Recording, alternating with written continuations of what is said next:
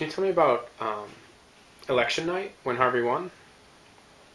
That election night was one of the best nights of my life because,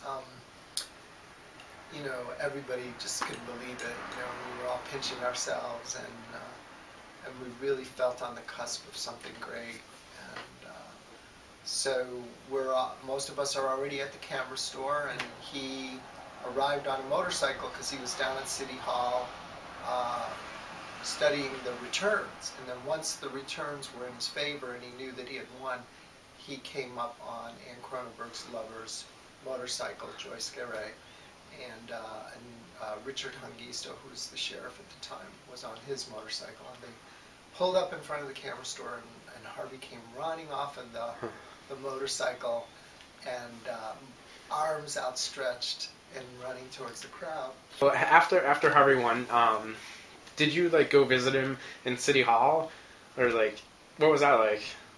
Yeah, I actually would go down and borrow his typewriter down there. Oh, really? So that was kind of nice. And he got really busy, so that was very charming that he still made time for me to come down and type a resume or whatever. Mm-hmm. I only did that a couple times, but it really is, I think it's very telling of the level of access, And then he would say, well, this is happening, you should come photograph it. Like, he was mayor for a day, he was deputy mayor for a day. And I went down, and, they were all down there in the mayor's office, like the Marx Brothers, playing with George Mosconi's paper shredder and, being really wry about it. I walked in, and he's like, Mr. Nicoletta, what appointment would you like? As if he was handing out appointments to his friends. And, I shot a lot of that stuff.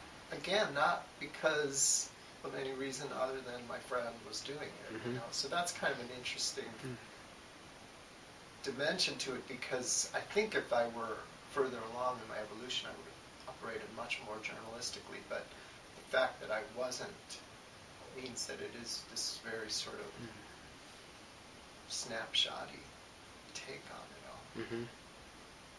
One of my favorite shots of Harvey is at the camera store, and he's sharing the Daily Comic with our friend Devin Smith, and they're very kind of huddled over this little comic strip, and it's such a great tribute to his love of male companionship. And I really feel that that's one of the things that fueled his political vision, is that there's this sort of profound sense of indignation that this cannot thrive, this kind of love cannot thrive in the current society, and that something needs to be done about that, because it's so core to him to be able to love the men in his life and to have family with them, that he devotes the rest of his adult life to reforming that.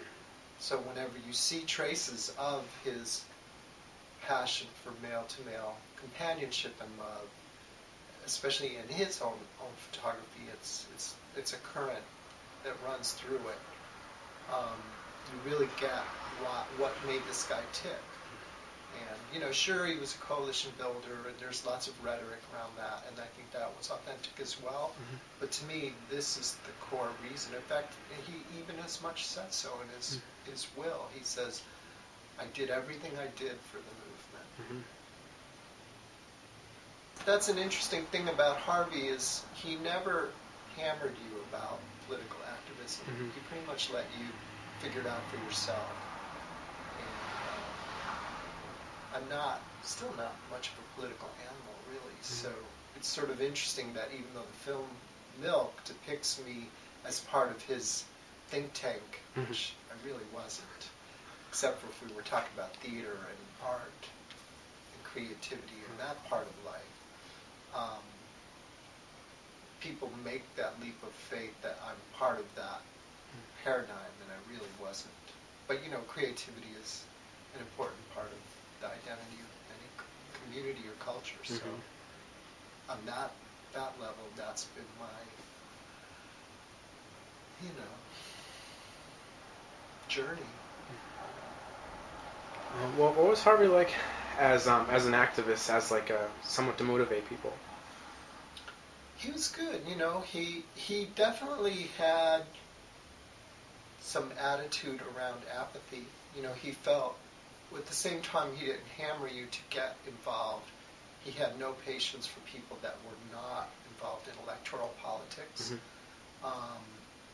especially if they espoused political rhetoric. Like if they weren't voting and they espoused political rhetoric, he had no use for them, you know, and would say that to their face too, you know. And so he, you know, like it's depicted, he did bridge the broader activist community who were involved in other forms of politics with electoral politics. He sort of brought that to the fore, that sure, you can have that world vision, but you also want to kind of try to work with the system that's in place, you know.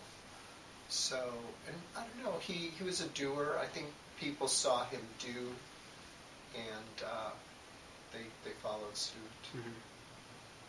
I registered voters, so I think, you know, on that level, he got through on a sort of basic.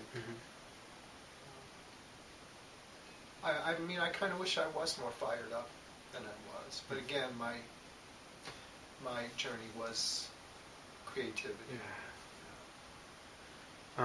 What was it like when he was in office? I mean, were people saying like, "Oh, first openly gay elected official"? Like, was it a big deal back then? Well, of course, you know, he wasn't the first, which is a huge mistake that everybody's making now. And, he was actually the fourth. Oh, wow. So we have to acknowledge those forefathers and foremothers. They actually all from your part of the world. Yeah, Elaine Noble, right? Yeah, Kathy Kozenchenko, and the gentleman's name always fails me because it's a very sort of basic name. Then Ann Arbor? He was in Ann Arbor, openly gay. Well, he came out after he was elected. Okay, yeah. But he was the first openly gay elected official. And Kathy Kozenchenko was Ann Arbor as well, and she's basically the first openly gay elected official to be elected on a gay rights platform. Wow. That's a really important distinction, because you're not only out, but you have this vision for gay civil rights. And Elaine Noble similarly came out after she was, but then she was re-elected a second time. So it's a very complex and wonderful history. It's worth having. Alan is the guy's first name. I think it's Alan Spear, maybe. And he just passed away. I would have loved to have gotten to, you know, photograph him. Yeah. I would have loved to interview him. Yeah, you know, I mean, I try to fix that problem whenever I encounter it, because I feel like that presumption that Harvey was the first is really sort of a big oops. Because every time it gets posited in history in that way, it gets deeper rooted as an inaccuracy, and that's not cool. Obviously, we can't split hairs a lot on remembering every facet of history, but at the same time, there's certain markers like that you want to get right. Yeah. You know?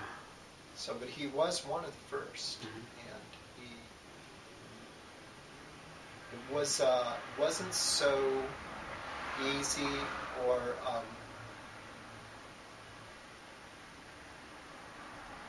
accessible back then. You know, it was against all odds. I think that's the one thing that people today wouldn't have a direct reference to, is that it was all uphill and it was really kind of against all odds. And,